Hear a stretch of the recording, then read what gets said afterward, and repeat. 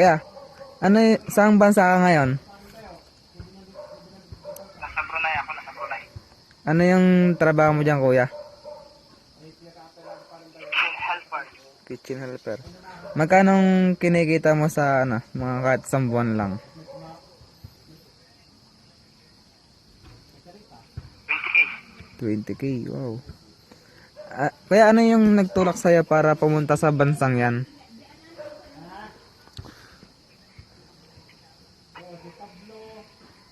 Para makatulong sa family ko. Para matupad ko yung mga pangarap balang araw. Tapos ano kaya? Ano yung mga challenge na kinakarap mo yung araw-araw para sa yung pang-araw-araw mong challenges?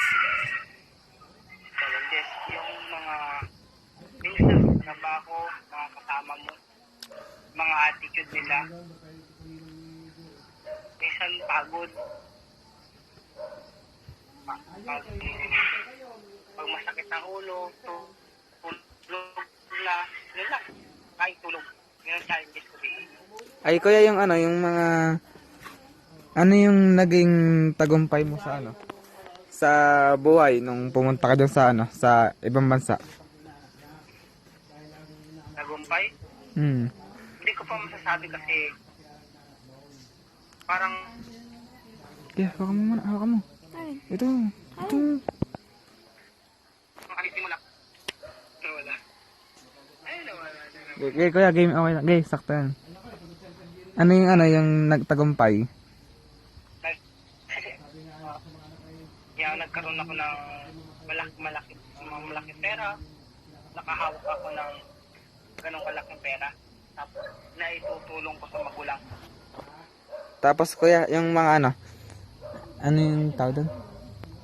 Ano yung mga namimiss mo dito sa buhay sa Pilipinas?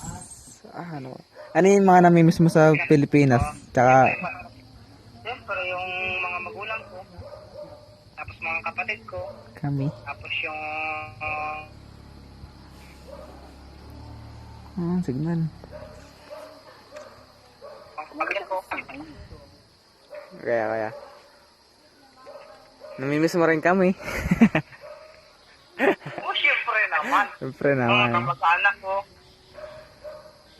Ah.